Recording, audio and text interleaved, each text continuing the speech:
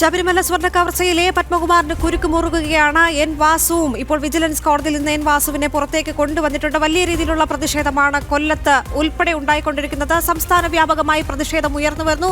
ഇപ്പോൾ അറിയേണ്ടത് പത്മകുമാർ വലിയ രീതിയിലുള്ള ഒരു പ്രതിസന്ധിയിലേക്ക് കടന്നിരിക്കുന്നു, സമ്മർദ്ദത്തിലേക്ക് കടന്നിരിക്കുന്നു. കാരണം SIT സംഘത്തിന്റെ നിർണായകമായ നീക്കമാണ് ഉണ്ടായിരിക്കുന്നത്. പത്മകുമാർ ചോദ്യം മുനയിലാണ്. തിരുവനന്തപുരത്ത് ചോദ്യം ചെയ്യൽ പുരോഗമിക്കുന്നു. ഇനി പത്മകുമാറിന്റെ അറസ്റ്റ് ഉണ്ടാകുമോ എന്ന ചോദ്യമാണ് ഉയർന്നു വരുന്നത്. അടുത്ത മണിക്കൂറിൽ തന്നെ പത്മകുമാറിന്റെ അറസ്റ്റ് ഉണ്ടായേക്കാം എന്ന സൂചനകൾ കൂടി പുറത്തേക്ക് വരുന്നു. ഈ വിവരം രാജീവിലേക്ക് എത്തുകയാണ്. രാജീവ്, ഈ ഒരു ഘട്ടത്തിൽ നമുക്ക് പറയേണ്ടത് ശബരിമല സ്വർണ്ണ കവർച്ചയുമായി ബന്ധപ്പെട്ട് ആദ്യം ഈ വാർത്തകൾ പുറത്തേക്ക് വിടുന്നത് ജനം TVയാണ്. അതിനുശേഷമാണ് മറ്റു മാധ്യമങ്ങൾ ഉൾപ്പെടെ ഈ വിഷയം ഏറ്റെടുക്കുകയും ചർച്ച ചെയ്യുകയും ചെയ്യുന്നത്.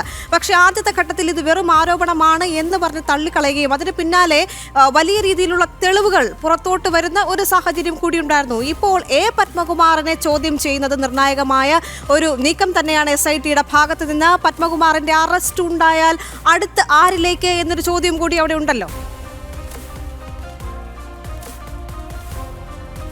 അത് ഇനി അന്വേഷണ സംഘത്തിന് മുന്നോട്ട് പോകാൻ കഴിയില്ല. കാരണം പത്മകുമാർ ദേവസ്വം ബോർഡ് പ്രസിഡന്റ് ആയിരിക്കുകയാണ് ഇത്തരത്തിൽ സ്വർണ്ണ കട്ടിളപ്പാളികളും അതുപോലെ തന്നെ ദ്വാരപാലക ശില്പത്തിലെ സ്വർണ്ണപ്പാളികളും ഒക്കെ കടത്തിക്കൊണ്ടുപോയ സംഭവം ഉണ്ടായത് 2019 ദേവസ്വം ബോർഡിന്റെ ഉത്തരവനുസരിച്ചായിരുന്നു ആദ്യം കട്ടിളപ്പാളികൾ കൊടുത്തുവിടുന്നത്. അന്ന് ദേവസ്വം ബോർഡ് യോഗം ചേരുകയും ഇതിനുശേഷം ഈ യോഗത്തിന്റെ തീരുമാനം അനുസരിച്ചായിരുന്നു തുടർ നടപടികൾ ഉണ്ടായത് എന്ന് തെളിയിക്കുന്ന രേഖകൾ പുറത്തു വന്നിരുന്നു. മാത്രമല്ല ദേവസ്വം ബോർഡ് ആസ്ഥാനത്താണ് SIT പരിശോധന നടത്തിയത്. ആദ്യഘട്ടത്തിൽ ഈ ദേവസ്വം ബോർഡിനോട് ഈ രേഖകൾ നൽകണമെന്ന് SIT ആവശ്യപ്പെട്ടെങ്കിലും അത് നൽകാൻ ദേവസ്വം ബോർഡ് തയ്യാറായിരുന്നില്ല. തുടർന്നാണ് പ്രത്യേക അന്വേഷണ സംഘം ദേവസ്വം ബോർഡ് ആസ്ഥാനത്തേക്ക് എത്തി ഈ രേഖകൾ പിടിച്ചെടുത്തത്. ഇതിൽ മിനിറ്റ്സ് ഉൾപ്പെടെ ഉണ്ട് എന്നാണ് നിലവിൽ ലഭിക്കുന്ന വിവരം. ഇതിന്റെ അടിസ്ഥാനത്തിൽ കൂടിയാണ്, ഈ രേഖകൾ പരിശോധിച്ചതിന്റെ അടിസ്ഥാനത്തിൽ കൂടിയാണ് ദേവസ്വം ബോർഡ് പ്രസിഡന്റായിരുന്ന പത്മകുമാറും അതുപോലെ തന്നെ അന്ന് ദേവസ്വം ബോർഡ് അംഗങ്ങളായിരുന്ന ശങ്കർദാസ് ഉൾപ്പെടെയുള്ളവർക്ക് ഇതിൽ ഉള്ള വ്യക്തമായ പങ്ക് SITക്ക് മനസ്സിലായത്. മാത്രമല്ല ഇതുമായി ബന്ധപ്പെട്ട് വലിയ ഗൂഢാലോചന നേരത്തെ തന്നെ നടന്നു എന്നാണ് നിലവിൽ പ്രത്യേക അന്വേഷണ സംഘത്തിന് ലഭിച്ചിരിക്കുന്ന വിവരം. മാത്രമല്ല ഉണ്ണികൃഷ്ണൻ പോറ്റിക്ക് എല്ലാവിധത്തിലുള്ള സ്വാതന്ത്ര്യവും സന്നിധാനത്ത് ഉൾപ്പെടെ നൽകിയതും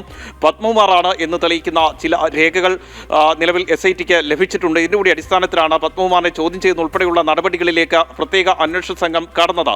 ഈ ചോദ്യം ചെയ്യൽ വൈകി എന്നതുമായി ബന്ധപ്പെട്ട് പ്രത്യേക അന്വേഷണ സംഘം നൽകുന്ന വിശദീകരണം ചില തെളിവുകൾ ശേഖരിക്കേണ്ടതായി ഉണ്ടായിരുന്നു. പ്രത്യേകിച്ചും നിലവിൽ അറസ്റ്റിലായിരിക്കുന്നത് ദേവസ്വം ബോർഡിലെ ഉന്നത ഉദ്യോഗസ്ഥരാണ്. അതിൽ തന്നെ ഏറ്റവും പ്രധാനപ്പെട്ട ഉദ്യോഗസ്ഥൻ ദേവസ്വം കമ്മീഷണറായിരുന്ന എൻ വാസുവാണ് ഈ കട്ടിളപ്പാളികൾ കൊണ്ടുപോയ സമയത്ത് ദേവസ്വം കമ്മീഷണറായിട്ടിരുന്നത്. ആ സമയത്ത് സ്വർണം ചെമ്പ് എന്ന് രേഖപ്പെടുത്തി നൽകിയ ഉത്തരവുമായി ബന്ധപ്പെട്ട് കൃത്യമായ ഗൂഢാലോചന എൻ വാസു നടത്തി എന്ന് തെളിയിക്കുന്ന രേഖകൾ നേരത്തെ തന്നെ പ്രത്യേക അന്വേഷണ സംഘത്തിന് ലഭിച്ചിരുന്നു. ഇതിനൊപ്പമാണ് അന്ന് ആദ്യം അറസ്റ്റിലായ മുരാരി ബാബു, തൊട്ടു പിന്നാലെ അറസ്റ്റിലായ ശബരിമല എക്സിക്യൂട്ടീവ് ഓഫീസർ സുധീഷ് കുമാർ, പിന്നീട് തിരുവാഭരണ കമ്മീഷണറായിരുന്ന KS ബൈജു എന്നിവരിൽ മാത്രമായി ഇത് ഒതുക്കാനാകില്ല എന്ന് ആ ഘട്ടത്തിൽ തന്നെ ജനം TV വ്യക്തമാക്കിയതാണ്. അതിന് പ്രധാനപ്പെട്ട കാരണം എന്ന് പറയുന്നത് ദേവസ്വം ബോർഡിന്റെ ഉത്തരവ് അനുസരിച്ചുകൊണ്ട് മാത്രമാണ്, പത്മകുമാറിന്റെ നേതൃത്വത്തിലുള്ള ദേവസ്വം ബോർഡിന്റെ ഉത്തരവ് അനുസരിച്ചുകൊണ്ട് മാത്രമാണ് ഈ സ്വർണം ചെമ്പാക്കി രേഖപ്പെടുത്തിക്കൊണ്ട് 2019 ഫെബ്രുവരിയിൽ ആദ്യമായി ഉത്തരവ് പുറത്തിറങ്ങുന്നു. 2019 മാർച്ചിലാണ് കട്ടിളപ്പാളികൾ ശബരിമലയിൽ നിന്ന് ഉണ്ണികൃഷ്ണൻ പോറ്റി കൊണ്ടുപോകുന്നത്. ഇതിനുശേഷം പിന്നീട് ഗൂഢാലോചന നടക്കുന്നു.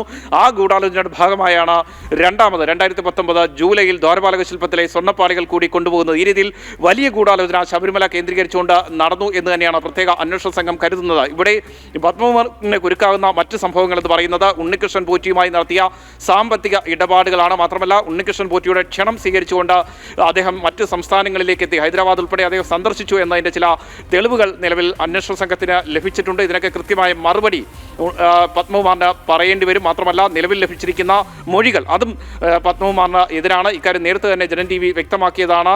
കൃത്യമായ തെളിവുകളുടെ അടിസ്ഥാനത്തിൽ തന്നെയാണ് SIT ഇപ്പോൾ പത്മകുമാറിനെ ചോദ്യം ചെയ്യാനായി വിളിപ്പിച്ചിരിക്കുന്നത്. നേരത്തെ തന്നെ ചോദ്യം ചെയ്യലിന് ഹാജരാകണമെന്ന് പ്രത്യേക അന്വേഷണ സംഘം ആവശ്യപ്പെട്ടിരുന്നതാണ്. എന്നാൽ പല തവണ അദ്ദേഹം ഒഴിഞ്ഞു മാറുകയായിരുന്നു. ഇപ്പോൾ ഏതായാലും അദ്ദേഹം SITക്ക് മുന്നിലേക്ക് എത്തിയിരിക്കുന്നു.